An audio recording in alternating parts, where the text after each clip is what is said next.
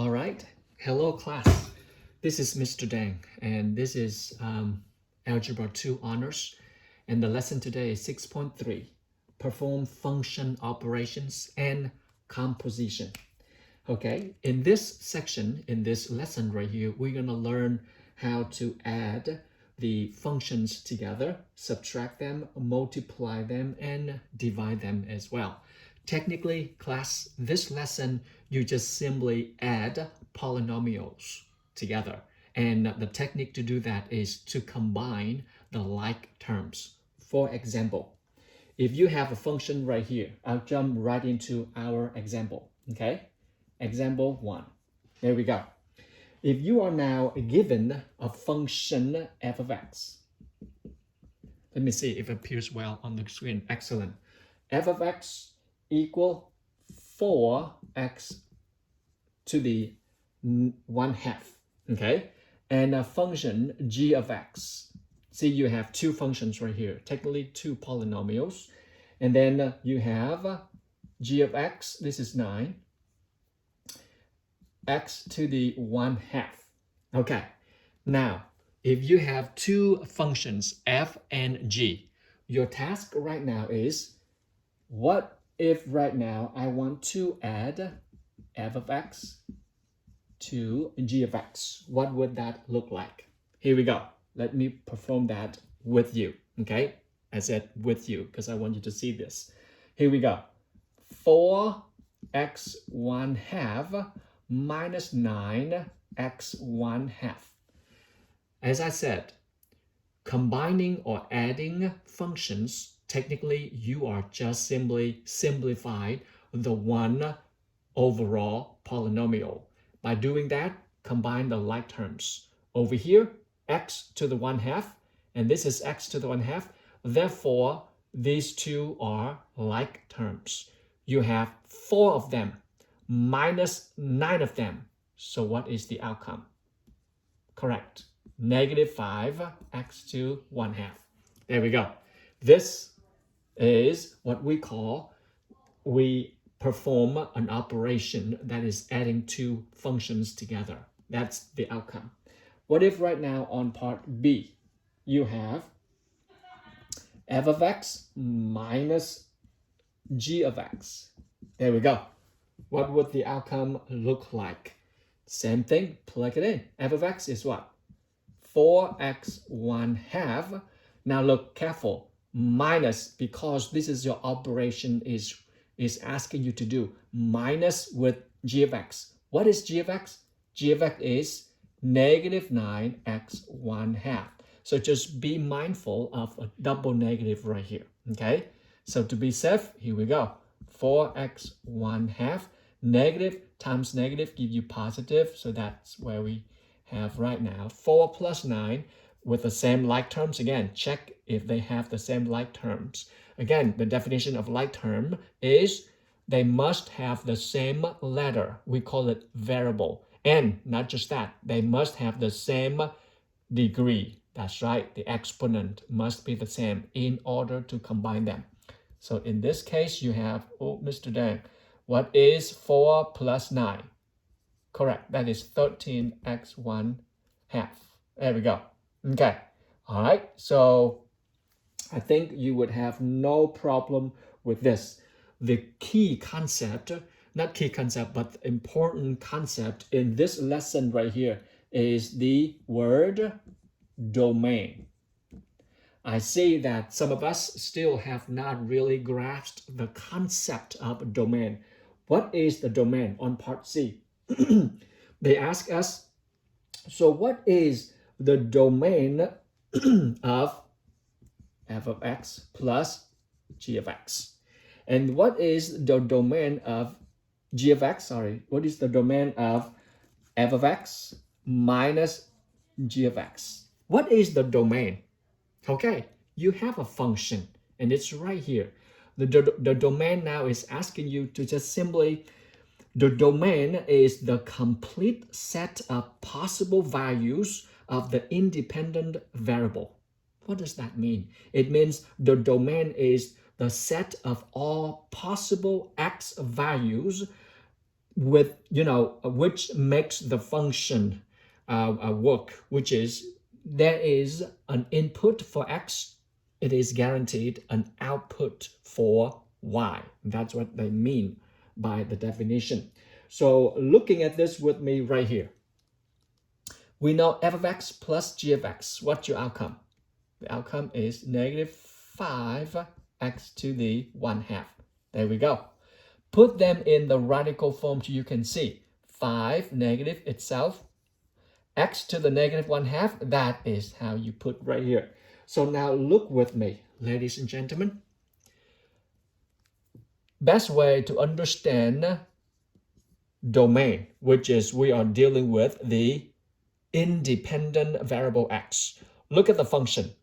In this function right here, you see what must be the condition for x. There we go, which is you are now gathering all the possible x values that will guarantee a value outcome for y.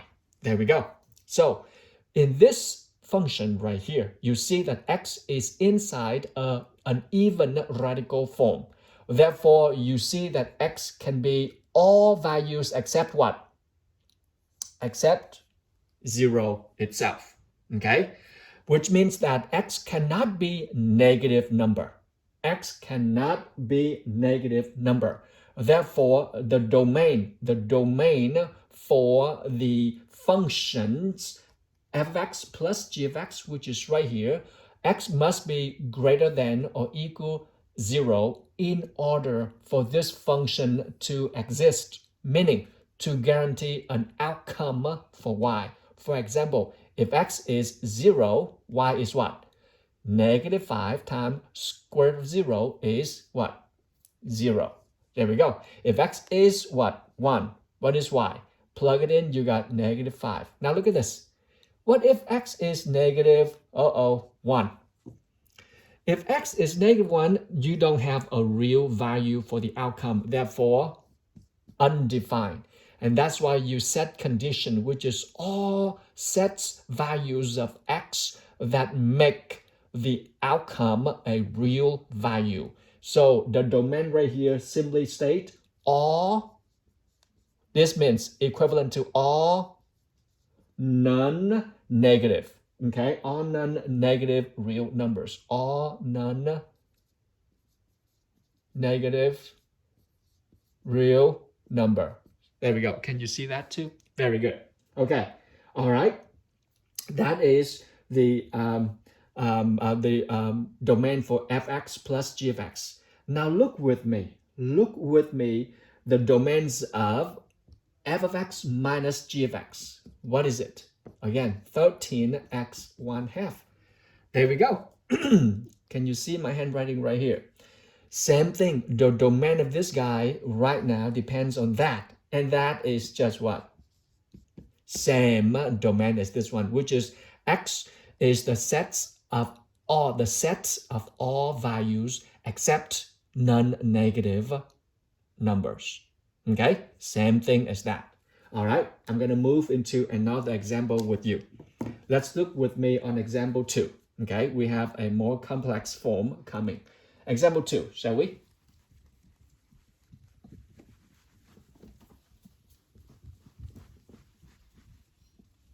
Okay, here we go. All right, example 2. You have f of x. This is example 2. And you have f of x equals what? Equals 6x. There we go. And you can look at that and you see, oh, Mr. Deng, the domain for f of x right here, it can be all real numbers because any number you plug into x, you can always have an outcome for y, which is f of x. Okay? Now, what is g of x? G of x here is x 3/4. Ha, what does that mean? Can you put them in the radical form for me? Ah, there we go. And this equivalent to this right here, okay, guys? There we go. Equivalent to that, okay? Because the whole thing over here is 1. And then 3 times 1 is 3 right there. Okay, now Houston, we have a little technical problem right here. because here you are dealing with a radical form and it's even. The index is 4, okay? Index is 4 and it is even. Therefore, the x in here must be what? That's right, positive, okay? So it must be positive. Can it be 0? Yes, it can be 0. So we, in a moment, will look at, okay, it can be 0, okay? And it must be positive. So we are going to look at right now the operations that the problem asks us to do. A, okay, we have f of x times g of x, okay? How do we do that? Simply, like I said, in this section, we just simply multiply, or we add, or we subtract functions together. Okay, here we go. F of x is what? 6x. And what is your g of x? G of x is x 3/4. Okay, are we there? Now look at this. Technically, there's 1 right there. Okay, so just so you know, to understand, there's a hidden 1 right here. So let's time the constant together. This is now we're dealing with product multiplication. So time them all together. A constant times a constant give you what? Yep, 6, a constant. Okay, 6 times 1 is 6. What is x times x to the 3/4? You see that? We see that x and x, they both are same base. If they have the same base, what do? Keep the base and add the exponent. X understood as x to the 1. So you technically 1 plus what? 3/4, which is, that's right, 7/4. Okay. Oh, Mr. Dan, x, okay? X 7/4. To put it in a radical form, so for you, easy to see that, x to the 7. There we go. Okay, let me check if you see that on my screen. Very good. So now, this is your f of x times g of x. Okay, that's your A. What about B? Okay, what about B? Let's do B together, shall we? Okay, so this is A right here. Okay, this is A. In a moment, we're gonna find the domain, which you will like it a lot. Okay, over here, let's do B. Okay, B asks us to do what? F of x over g of x. That's another way to say f of x is divided by g of x. Let's do it. 6x over g of x, and g of x is what? Right here, x 3/4. Okay, all right, here we go. Now look at this. 6 divided by 1, still what? 1 right here is 6. What is x divided by x? 3/4, which is same base. Keep the base and you take 1 minus, okay guys? 1 minus 3/4. There we go, 3/4, okay? So the outcome right here for B, with this right here, okay? B right here is 6. What is 1 minus 3/4? Correct, 1/4. All right, ladies and gentlemen, let's deal with what you are learning today. This is a very important lesson today about finding the domain, meaning setting all the values for x, the independent variable, that will guarantee there is a real number for the function of f of x or the outcome y. Okay, so here we go. Look at this right here. Ask yourself, Mr. Dan, what is the domain of f of x times g of x? Look at this right here. Oh, the domain right here. Can x be 0, Mr. Dan? Yes, x can be 0 because a square root or a root of a 0 is a 0, okay? But can x be a negative inside an even root? No, cannot. Therefore, by looking at this, you say, the domain must really bring into the function like this. When you put into a domain which is a value for x, there must be a guarantee for a real value for the outcome. In this case, x cannot be negative, let's say negative 2. No, x cannot be negative 2. X can only be from 0 to positive numbers. Therefore, the domain in this right here is what we call, that's right, non-negative numbers. Okay, non-negative real numbers. There we go. Make sense? Non-negative real numbers. It can be 0, yes, because 0 times 6 is 0.